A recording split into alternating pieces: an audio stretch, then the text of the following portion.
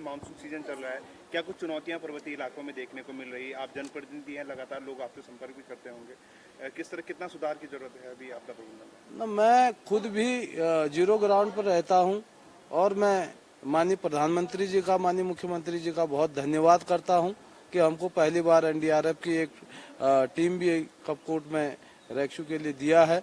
और वहां जिस तरीके की आपदाएं आती है तो विगत एक दशक में जिसको हमने बहुत नज़दीक से देखा है, तो बहुत भीषण बारिश भी होती है और बहुत ज़्यादा लैंडस्लाइड भी हो रहा है।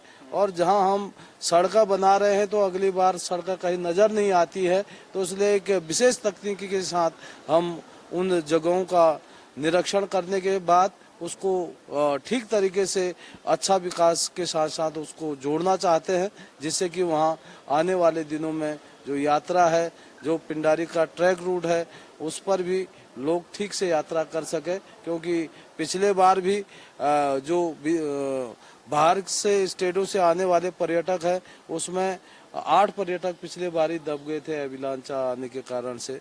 तो इस बार हमने बहुत सतर्कता के साथ पुलिस को, फॉरेस्ट को और राजस्व विभाग को और गांव की जो वन पंचायत है और ग्राम प्रधान है, उसको एक कमेटी गठित करके उसको चुनौती के साथ लिया है। और अभी तक इस तरह की कोई घटना और कोई इस तरह का अभी तक दिखाई नहीं दे रहा है। इसलिए हमने प्रशासन के साथ बैठ के उस पर पहले से ही व्यवस्था ठीक से बना रखी। विधायक जी, आपने प्रस्ताव में जो शासन में आपने दिए हो अपने क्षेत्र के लिए, क्योंकि आपदा का जिक्र आपने किया, क्योंकि मुख्यमंत्री ने भी 10 प्रस्ताव बीच में आपसे मांगे थे, सभी विधायकों से मांगे थे, इस पर क्या कुछ काम आगे बढ़ा है? आज जो माननीय मुख्यमंत्री जी ने हर विधायक से 10-10 प्रस्ताव मांगे थे, उसमें माननीय मुख्यमंत्री जी ने बहुत उसमें घोषणा कर भी दी है और घोषणा के साथ साथ उसमें काम भी शुरू हुआ है।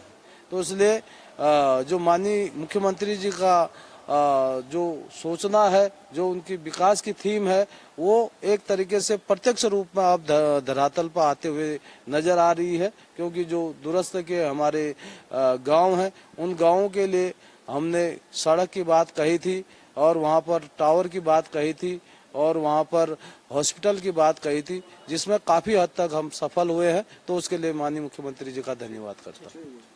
अच्छा, इस तरह का मामला है और आपने क्या किस स्तर पर कार्रवाई की? हाँ, विधानसभा क्षेत्र कपकोट के जो दूरस्थ क्षेत्र कुंवारी का है, जहाँ से पिंडर नदी निकलती है, उस नदी में पिछले साल भी झील बना था, उससे पहले साल भी झील बना था। हमने सिंचाई विभाग के माध्यम से उसको खुलवा दिया गया था और आपने देखा होगा लंबे समय तक वो मलबा जो मिट्टी आ रही थी उस सिल्ट के कारण से, तो पिंडर नदी का जल भी जो है लगातार दूषित होते गया।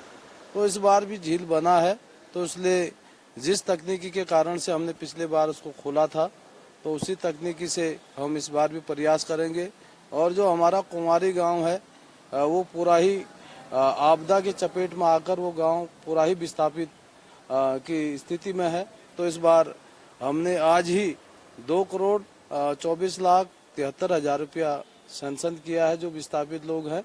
और आने वाले दिनों में हम एक उच्च स्तरीय वैज्ञानिकों की, भूवैज्ञानिकों की एक टीम भेजने वाले हैं, जो माननीय मुख्यमंत्री जी के दिशा निर्देशन में मेरे विधानसभा के अंदर काम करने वाली है।